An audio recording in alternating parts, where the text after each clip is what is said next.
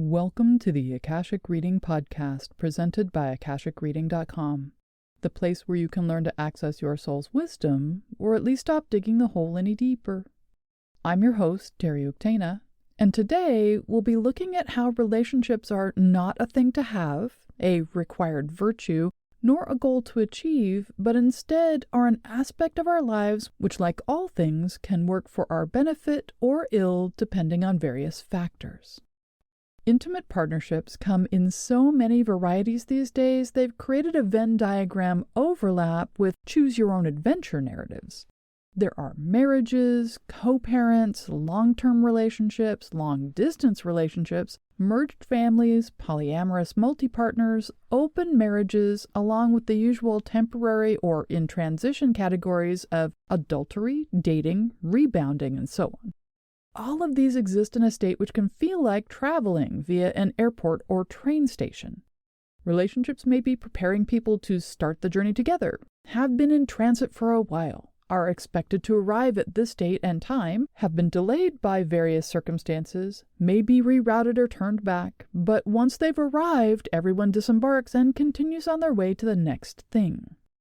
The way we language relationship reflects this. We want to know where this is going, or when we're moving to the next level.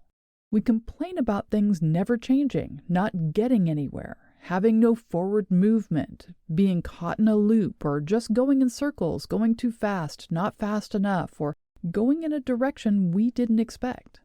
And yet we also have language around relationships as if they're a thing we possess. For example, I have a boyfriend, girlfriend, significant other, and so on. Or, my second husband or wife is working out much better than the first. Or, her marriage seems to be working out well. He has his hands full with this relationship. They've really got a grip on this partner thing, and so on and so on. We also talk about them as our identity. We say, I'm married, or talk about our friend as settled down. Being in a relationship is something we can put on our social media profiles. Common law is rarely something used to describe a relationship in legal terms, while showing up in conversation fairly often, and single white female is such a common descriptor it's become a cliched media trope.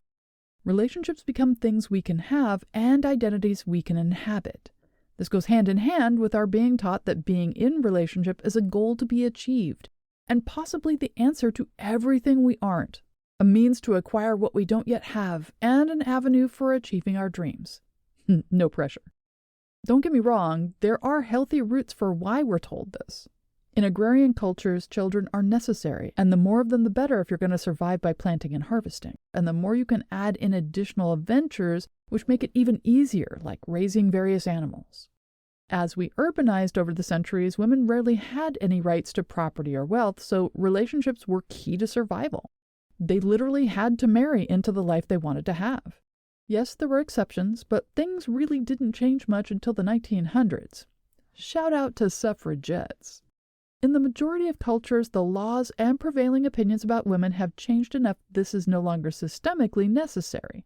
However, poverty, lack of resources, and lack of opportunities keep marriage as survival a very real issue for millions in the U.S. and all first world countries. Meanwhile, urbanization and industrialization have created a very large middle class, raised the standard of living for most, and women are now, on paper, equal to men as far as rights and opportunities. So, for those who have resources and opportunities, this issue with relationships is no longer survival, but the propaganda of the media, romance novels, and Disney princesses. I mean, who doesn't love a good romance where the two lovebirds live happily ever after? And herein lies another key to understanding a great many relationship problems. Happily ever after. It's the destination, the place where the plane or train arrives at, and once you get there, everything is done, complete, and as it should be. The end. Except it's not. You see, this creates a binary situation for relationships which shouldn't be there. It takes the ing, or the verb of doing a relationship, and changes it into a travelogue while at the same time setting up relationship as a static thing to be arrived at or to have. So once we have a relationship, we don't have to do it anymore. Once we get where we're going, we can let go of the focus on the journey and go back to being ourselves. I mean, once all parties agree, commit, and create the we, then the work is done, right? No more need for romance, no need for special attention, continued check-ins around emotions or personal situations, and certainly no need to keep up pre-relationship behaviors. Now each individual is a we. Each can therefore let go and focus on behaviors and goals which are more relevant and interesting. So, getting into a relationship is active and participatory, but once a relationship is achieved, the activity shifts or stops altogether. The problem is relationships are not nouns. They're not something to have. They're a verb, something to participate in and actively pursue. Relationships, by their very name, should have relating in them. This is not a revolutionary statement. Most, if not all of us, know this both intellectually and instinctively. The issue is not in the knowing, but in how much energy we put into not knowing it or dissuading ourselves it's relevant. In fact, this is the root cause for most affairs. I call this the oxygen issue. So many people convince themselves an affair just happened. It's like a meteor. It just fell out of the sky, landed at their feet, and they were amazed by the event. However, many, if not most, affairs happen not by chance, but out of need. Relating is like oxygen. It's not a nice thing to have, but we can do without it. It's necessary for life, and if we don't get enough of it at the right times, we will go into survival mode and try to get it in any way we can. So while we're still fully engaged with the relationship we're in, we're at the same time desperately needing relating, and so we seek it elsewhere. Destination relationships fall into three main categories. There are those who are in a relationship, but they are most obviously the only one doing any relating. They make sure the home runs as smoothly as they can, all the needs they and their partner have for their careers are met, the children are cared for and have all their needs met, and put as much energy as they have left over to try and convince their partner to want to participate in any or all of these. This can lead to a constant hamster wheel of arguments, communication which falls on deaf ears, promises made which are never followed through, leaving the person in the lurch or to discover affairs, and so on. Other people have relationships which are more like roommates who work different shifts. Each knows each other so well and has adapted to the other's idiosyncrasies so perfectly neither really connects with the other, and if they do, it's very stylized and rote. It's like self-hypnosis in that they don't even have to think about what they'll say because, like Groundhog's Day, everything is always the same, and they know exactly how everything will go before it ever happens. These types of relationships are safe, life-supporting, and neutral in effect, but that's about it. What needs to get done gets done, but nothing more. And then there's some who have purely functional relationships.